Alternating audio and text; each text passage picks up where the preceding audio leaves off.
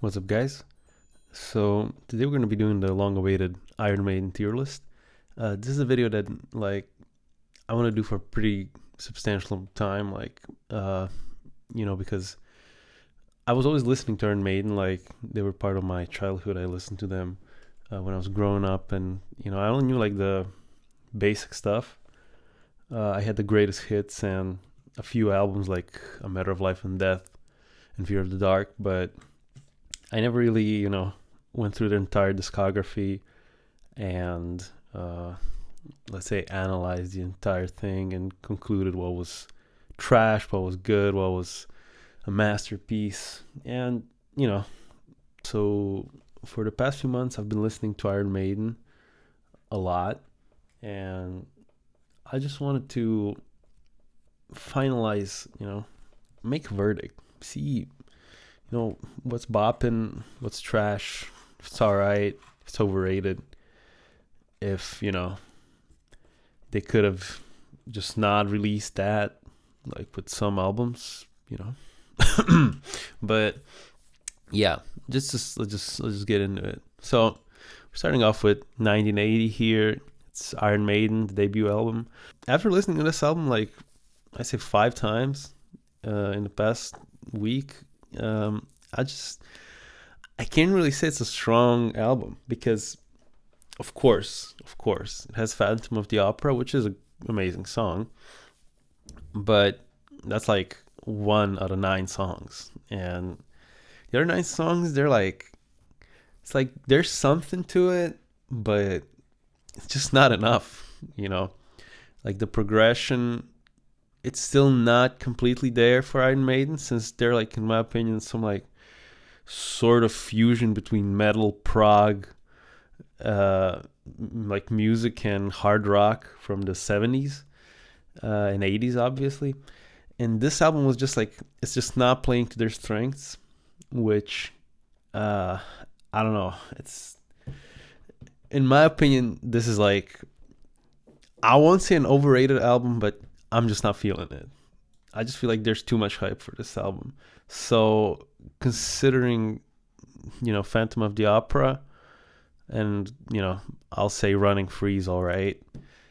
It's gonna be a C. Yeah, definitely. Okay, so next up, Killers. Killers was like released a year after, if I'm not mistaken, 1981. So this album is a little bit stronger, I'll say, than uh, Iron Maiden's debut, but Killers is also like pretty inconsistent.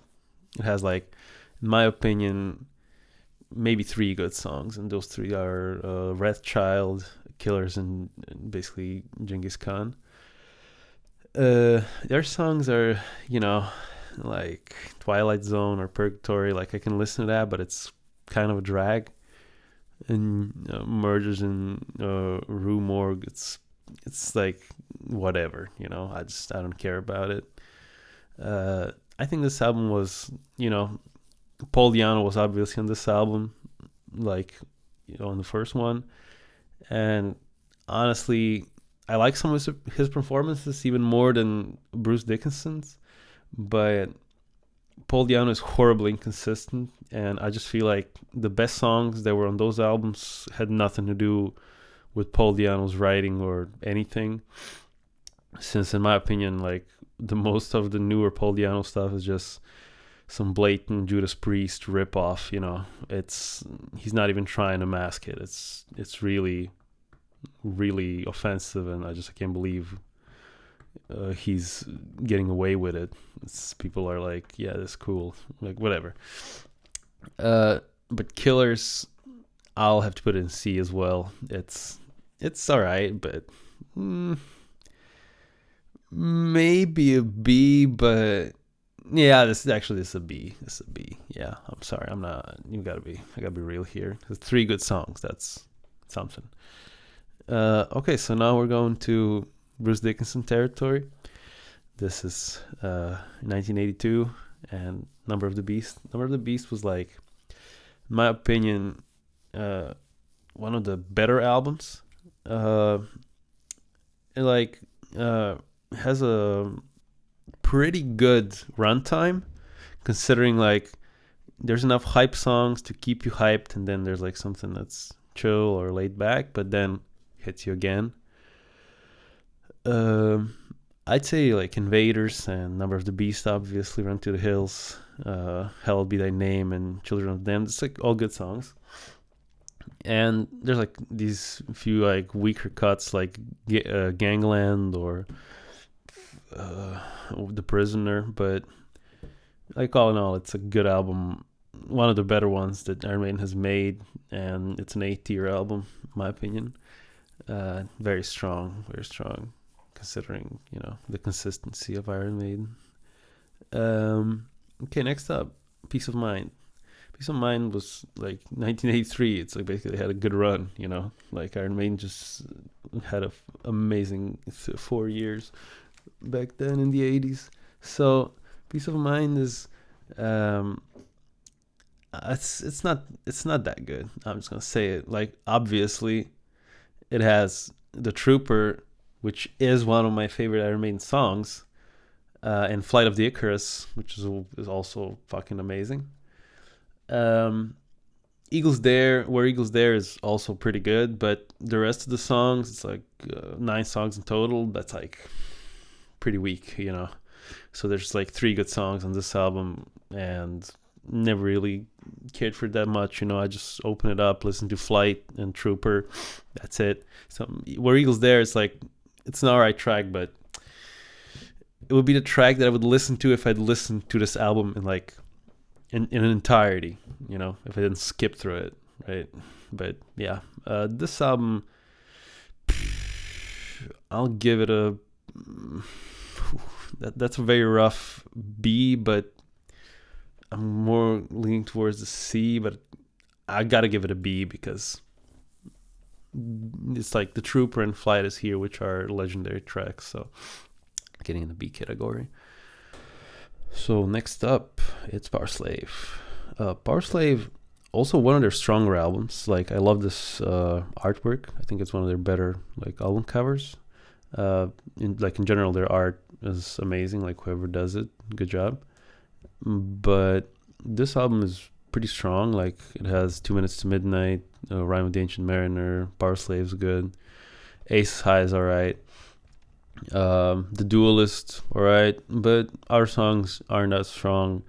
But all in all, this is a really, like, I say, prime time record for them. They were definitely doing their best back then. This album is, in my opinion, an A-tier album. Very like strong, like pretty consistent. Yeah, Next up, Cut Somewhere in Time.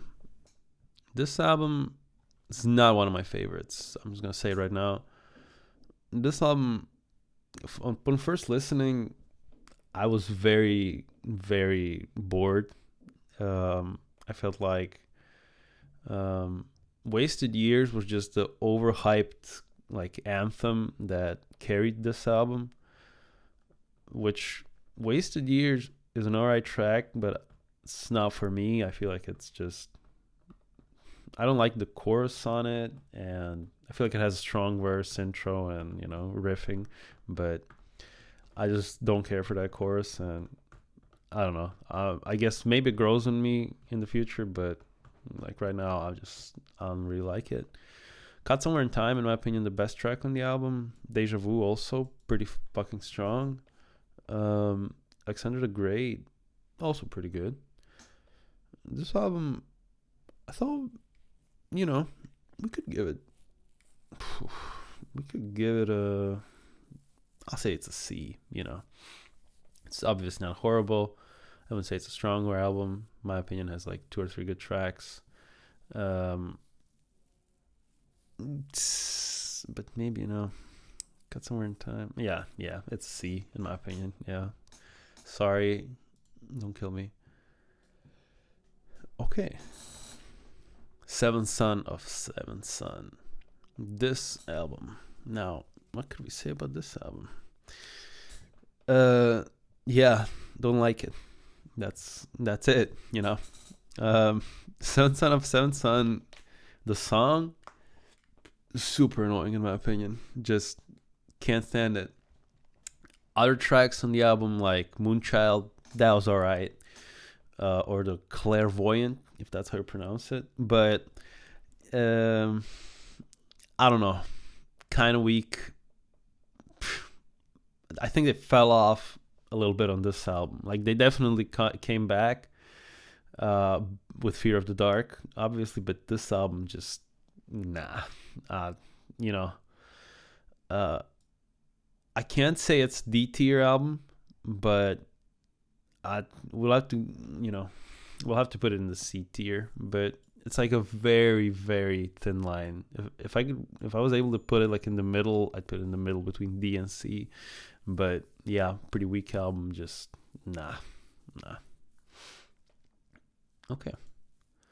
No Prayer for the Dying. This album is like, this is an alright album, you know? It has like Tail Gunner, Bop, Holy Smoke, Bop, Mother Russia, pretty good. Fate's Warning, also pretty good. Other songs also don't really care about them, but they're not like offensive or anything, offensive in the sense like I'm getting annoyed listening to it. This album, it's I'd say it's like a B tier, but it has 10 tracks, so I can't really give it a B tier since they're not that consistent. But I really like Tail Gunner, so I will give it a B. So it's not really objective, but Tail Gunner saved this album for me. Okay, so this next album is Fear of the Dark, which, in my opinion, is a trash album. So hear me out. Fear of the Dark, the track, is my favorite Iron Maiden track ever made. Right? It's amazing. It's the ultimate of Iron Maiden track, in my opinion. It has a kick-ass intro, which is like slow, creepy, awesome vibes, and then it just bursts into this amazing fucking explosion. And then it has like this progressive solo, which comes back and fucking shreds. So I think this song is definitely like a masterpiece. But this album, like, it has 12 tracks, and I don't care for a single one except for Fear of the Dark. So I don't know. I don't know what happened. I don't know how. I feel like all like the great creative energy just went into Fear of the Dark while they were making of this, and everything else was just suffering from that because they were just bumping everything into Fear of the Dark. So as an album, this is a C tier album. I can't give it D obviously because Fear of the Dark, but it's a C tier album. Great cover though as well. That's like super memorable. All right. So now we're going to the X Factor. This album has a lot of songs. It's 14 tracks. I feel like this was just not a very good era of Iron Maiden. Up until Brave New World. Like, I'm not gonna be the hater that says, X Factor and Brave New World are trash. No, sorry, not Brave New World, but Virtual 11 are trash. But I don't know, like, I never cared for those two albums, The X Factor had 2 songs, maybe I'll say. It has Sign on the Cross, which was alright, and the Lord of the Flies. But the other tracks were just whatever. Like, this album has like no consistency, and it's definitely a D tier album. It would be a real donation if I put it in the C category. Okay, next up, Virtual 11. So this album, I mean, it's good, like in the sense of considering the rough times they were going through at that point. Like, I don't know what, there was like a story Steve Harris's dad passed or something. I'm not even sure if that's true for this album, but it was just like a depressive time for the band, and they were going through like some turbulence. And um, like, it has one song that I like, and it's the Klansman, uh, which in my opinion, it's a good song.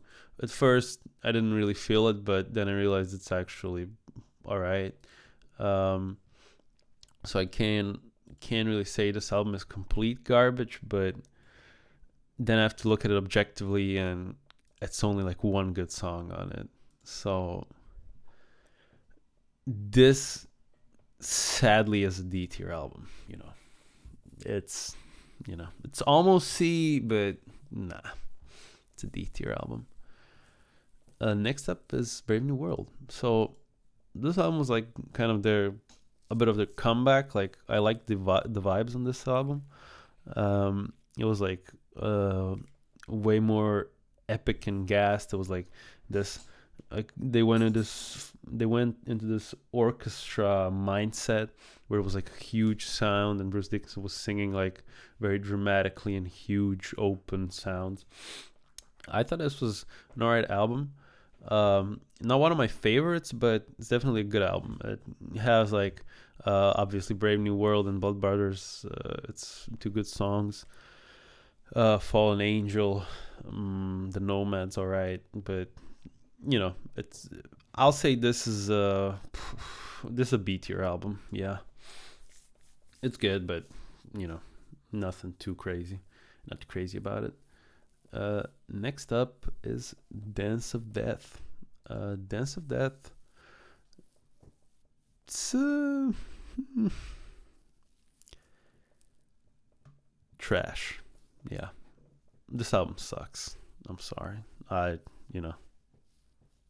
Journeyman, it's alright, but nah, this album, it's whatever. All right, Matter of Life and Death. This album is pretty good. I like this album. It's one of my favorites. No, I'm just kidding. This album has like two good songs, and the Reincarnation of Benjamin Brieg. It's one of them, and I believe it's The Colors That Don't Run. So those two songs, they're pretty good. I also have this album on vinyl, which kind of makes me gatekeep it, but I genuinely think those two songs are good. So it's like, I'm trying to be as less biased as possible. So this is a C tier album, not good, not trash, but the sad middle. The Final Frontier. This album is surprisingly good, considering that I just, going into it, I was expecting way less, and then I was like genuinely surprised when like Satellite 15 started, like, or Final Frontier, should I say. It was like pretty gas, and like I I had a respect for this album. I thought it was alright. Also pretty sick cover on it. Also heard that they were going for like a raw sound on here, like they were trying to like generate the sound that was basically present when they were playing live. So they were trying to capture that, and Bruce Dickinson's vocals are basically unprocessed here, is what most people are saying. So I feel like I like that attitude. I think this album is alright. I'll give it a B tier. It's pretty good. Book of Sorrows. Don't care for this album. I was really struggling to listen to this because it has these long tracks like Empire of the Clouds and Book of Souls and Shadow of the Valley. If Eternity Should Fail. It's like a draggy, zero gas album. It's like a snooze fest, and I don't know. I don't know what they were going for, because like whatever they were going for, they completely missed it, unless it was putting me to sleep and boring me to death. So this is a D tier album. It's trash. Okay, and Senjutsu, last one.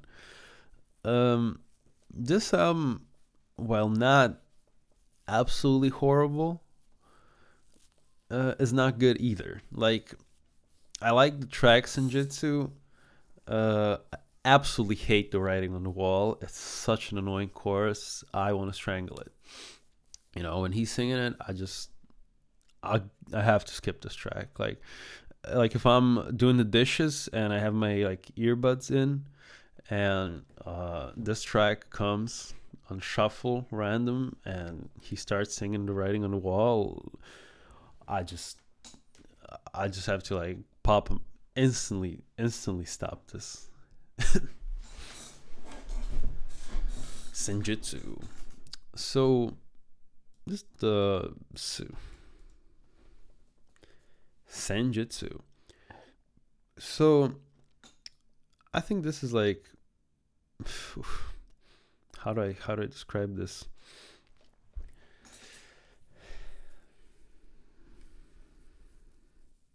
Senjutsu. So this album was all right, you know, considering Senjutsu. So this album kind of, you know,